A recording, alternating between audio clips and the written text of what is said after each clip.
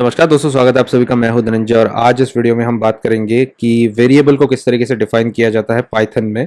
So variable के बारे में अगर हम बात करें तो आपने अगर सी या फिर जावा अगर पता होगा आपको, तो उसमें हम डेटा टाइप डिफाइन करते हैं जब भी हम वेरिएबल को डिफाइन करते हैं तभी। बट इन दिस केस जहाँ पर हम पाइथन की बात कर रहे हैं वहाँ पर आपको डेटा टाइप अलग से डिफाइन करने की ज़रूरत नहीं है, बिकॉज अगर आपका वेरिएबल होगा विथ वैल्यू ऑफ इंटीजर तो उसको ऑटोमेटिकली पाइथन जो है वो इंटीजर वाला डेटा टाइप कंसिडर कर लेगा। अगर स्ट्रिंग है तो स्ट्रिंग कंसिडर करेगा, एरे है तो एरे कंसिडर कर देगा। तो ये काफ़ी एक इजी वे हो जाता है कि आपको कोई भी वेरिएबल डिफाइन करना है तो कोई ज़्यादा उसमें प्रॉब्लम नहीं है।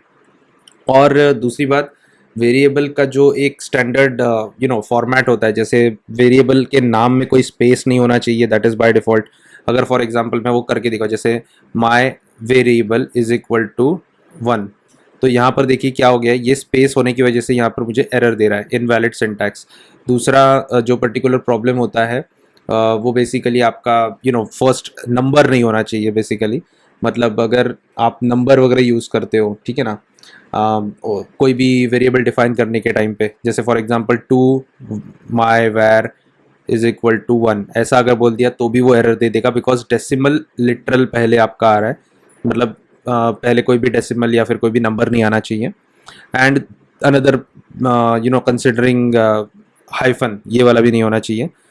मतलब कोई भी वेरिएबल के नाम में ये तीन चीज़ें आपको ध्यान में रखनी है कि वेरिएबल का नाम इंटीजर से नहीं चालू होगा, दूसरा वेरिएबल के नाम में कोई भी स्पेस नहीं होगा, एंड तीसरा वेरिएबल के नाम में बीच में कोई भी हाइफन नहीं होगा, माइनस साइन, हाइफन बोलो, कुछ भी बोलो, ठीक है। ये तीन चीज़ें आपको देखनी है। अपार्ट फ्रॉम दैट आपको जो मर्जी चाहे वो करो। जैसे फॉर एग्जांपल मैं अगर यहाँ पर करके दिखाऊँ कि underscore underscore underscore, तीन चार बार अंडर स्क्रोल दे दिया, my var is equal to 1, then also it is legally okay, मतलब ये इसमें कोई सिंटैक्स एरर नहीं देगा। उसके बाद में अगर मैं माई वेर ऐसे कैपिटल लेटर्स में करूँ कोई भी फॉर्मेट में तो भी चलेगा। उसके बाद में अगर मैं यहाँ पर my underscore var is equal to 1 ये करूँ तो भी चल जाएगा। बट दिस थिंग्स आर, ये वेरिएबल के नाम जो है these are case sensitive. So if you see, यहाँ पर मैं अगर my underscore var is equal to 1 ये करता हूँ तो इसका मतलब है कि मैं इस पूरे नाम का एक वेरिएबल बना रहा हूँ विथ द केस कंसिडरिंग। मतलब मेरा जो स्मॉल लेटर्स में लिखा हुआ है वो उसी तरीके से होना चाहिए।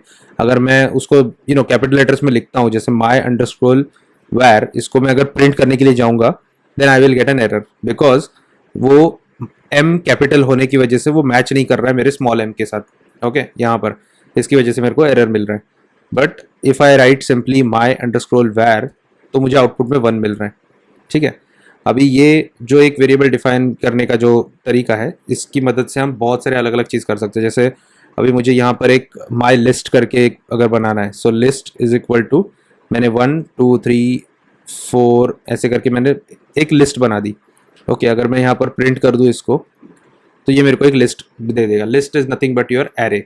ओके, तो ये मेरा एरे भी बन सकता है इसमें से विदाउट एनी प्रॉब्लम। मुझे कोई डेटा टाइप डिफाइन करने की ज़रूरत नहीं, कोई भी स्ट्रिंग या फिर कुछ ऐसा कुछ लिखने की ज़रूरत नहीं है। एवरीथिंग इज़ फाइन, ऑटोमेटिकली वो ले लेगा। इवन यहाँ पर अगर मेरे लिस्ट के अंदर मैं इसको अलग से डिफाइन करूँ, अगर मैं यहाँ पर लिस्ट 2 कर देता हूँ और यहाँ पर मेरा फर्स्ट वेरिएबल है इंटीजर, दूसरा वेरिएबल है, मतलब दूसरा एलिमेंट है एक string, then also it is fine. My list 2 enter करूँगा तो पहला मेरा एक इंट है, दूसरा मेरा एक स्ट्रिंग है, मतलब एक कैरेक्टर है, ठीक है। तो इसमें कोई इशू नहीं है कि अगर आप कोई एरे बना रहे हो तो वो एरे स्पेशली स्ट्रिंग का ही होना चाहिए या फिर वो इंट का ही होना चाहिए या फ्लोट का होना चाहिए, ऐसा कोई ज़रूरी नहीं है। आप जो मर्जी चाहे वो कर सकते हो, ठीक है। And then you have this defining a string. तो मैं यहाँ पर एक सिंपल अभी my string is equal to hello world अगर मैं ये लिख देता हूँ तो ये मेरा हो गया स्ट्रिंग डेफिनेशन। ओके, ये आ गया मेरा एक string. So this is what how we can define variables in Python, specially in this particular terminal अगर मैं बोलूँ तो। लेकिन रियलिटी में अगर हम देखेंगे तो वेरिएबल्स जो होते हैं वो काफ़ी डायनामिकली सेट होते हैं जब हम स्क्रिप्ट लिखते हैं तो। So there is a little difference in that case. अभी मैं ग्लोबल वेरिएबल्स की अगर बात करूँ, ठीक है, तो ग्लोबल वेरिएबल्स और जो आपके स्कोप वेरिएबल्स होते हैं बेसिकली, तो यहाँ पर थोड़ा दिखाना अलग मतलब प्रॉब्लम पड़ेगा, बिकॉज ये टर्मिनल है, टर्मिनल में वो चीज़ नहीं कर पाऊंगा, तो इसके लिए मुझे IDE ओपन करना पड़ेगा। सो IDE यहाँ पर है, ये मेरा हो गया IDE। अभी मैं क्या करता हूँ, न्यू फाइल एक क्रिएट कर लेता हूँ, एक नया स्क्रिप्ट लिख देता हूँ, ठीक है, जिसमें मैं आपको ग्लोबल वेरिएबल का एक एग्जांपल दे रहा हूँ। तो ग्लोबल वेरिएबल की केस में सबसे पहले मैंने एक x इज इक्वल टू 1 ले लिया, कंसिडर कर लिया। सेमीकोलन डालना नहीं है यहाँ पर, तो एंड में जो सेमीकोलन आप डालते हो वो मत डालो, मैंने भी डाल दिया पहले, लेकिन आप मत डालो, ठीक है। सो यहाँ पर हो गया मेरा एक x इज इक्वल टू 1। अभी सपोज करो कि मेरा एक फंक्शन है, ठीक है, अभी वो फंक्शन के अंदर मुझे वो पर्टिकुलर वेरिएबल जो है वो कॉल करना है एंड मुझे प्रिंट करना है। तो वो कैसे करूँगा मैं, तो सिंपली मुझे यहाँ पर अभी एक फंक्शन डिफाइन करना है एंड ये मेरा हो गया माय फंक्शन। उसके अंदर मैं प्रिंट कर रहा हूँ मेरा variable. So I am just saying this is my variable is equal to x। Okay, simple, comma करके x डाल दिया मैंने, और ये मेरा हो गया फंक्शन डिफाइन। अभी मैं क्या करता हूँ, ये फंक्शन को कॉल करता हूँ माय फंक। ओके, अभी मैं ये चीज़ को रन करता हूँ, सबसे पहले रन मॉड्यूल, हाँ सेव करना पड़ेगा सबसे पहले। सो इसको मैं अभी डेस्कटॉप के ऊपर ही सेव कर देता हूँ, वेरिएबल डेमो, और ये मेरा हो गया run and you can see the output, this is my variable 1।